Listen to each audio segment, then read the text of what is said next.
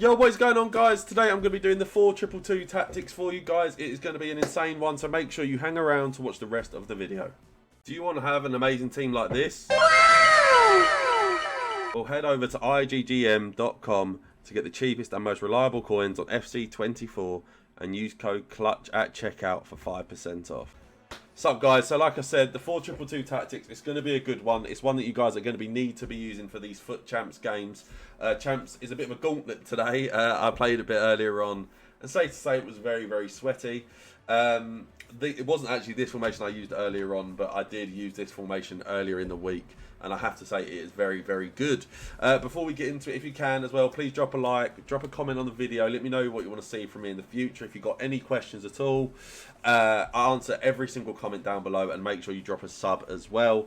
Also, like I said, if you do want your weekend league games played by professionals like me and my partner Jamboo as well, we do play games for people. So if you are interested, look down below in the comments for the link and use code CLUTCH for 10% off.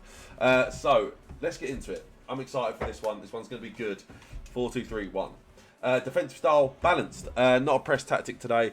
For me, 4-2-2, it's one of those formations that you can use it. It's really up to you. But for me, I'm kind of struggling with press tactics at times. For me personally. And for me, I feel like I should be giving you guys what I use.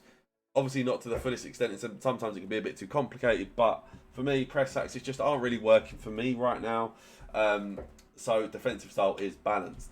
The width, 45. Now that is mainly for the fullbacks. Fullbacks like to kind of float around and kind of run around everywhere. For me, I want them as narrow as possible. Not going too far wide. Keeping close to those centre-backs so we don't concede any silly through-ball runs and things like that. The depth, 71. For me, obviously, if you don't know, 71 depth is absolutely busted. For new gen and old gen, both. Okay, guys, it works really well for me personally. It's very good. Obviously, with the pressing that they've introduced this year, with the change in depth and things like that, it just makes it very solid. So make sure you're using it. Build-up play is on balance. Again, this could be one where you use fast build-up if you're trying to be a bit more attacking and get up the pitch. It really is up to you. But for me at the minute, I'm kind of trying to get to like where I want to be with the 4-2-2. So just having a structured way of playing seems to be the more consistent way of playing, and you'll just beat more consistently. You'll beat people more consistently without the faster build-up play, in my opinion. So that's why it's unbalanced. Chance creation, direct passing. We all know how good direct passing is. What it does basically is it makes your strikers make better in-behind runs, especially if they have good attacking positioning or pace. Don't know why I forgot that word. So yeah, so it just means that your attackers make such good attacking runs in behind. So make sure you are using it. The width, 45. Again, a very solid width for the attacking in the 4-2-2.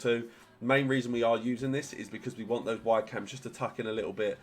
Basically not be as like wide out. We want them to try and tuck in, be involved with the strikers, be involved with the midfielders, help with build-up play. Also try and get on the end of some goals as well. We almost want them to play a bit like wingers, but also they're going to come back and defend as well. So that's why we want them just a little bit narrower.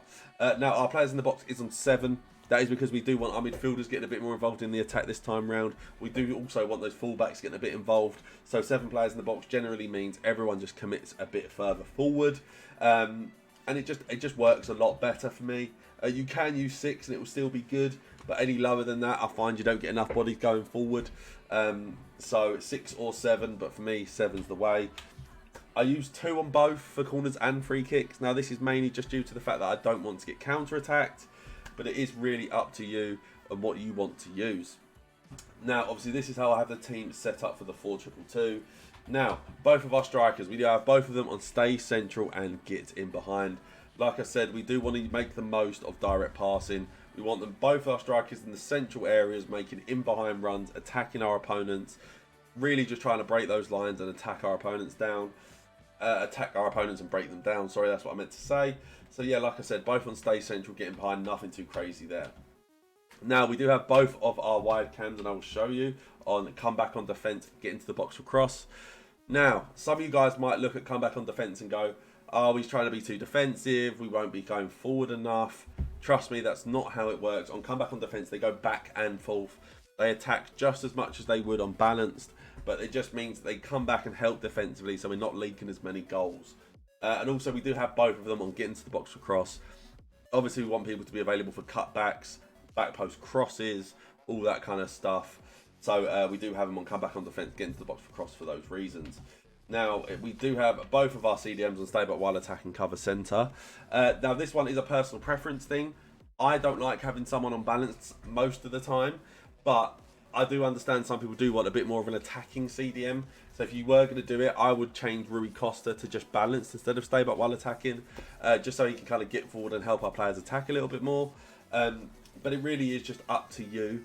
But yeah, I have both on stay back just so they can help protect that defense. I just feel a bit vulnerable on the game at the moment defensively. Obviously with the change in defending, with obviously it being completely AI, like manual jockeying and things like that, it does make it just a little bit harder. So I just like to have the extra body back or two to help us defend.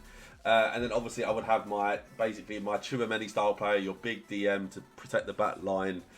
He would just also be on stay back while attacking cover centre as well to help defend. We do have both of our keepers, both of our centre backs and my keeper on default instructions.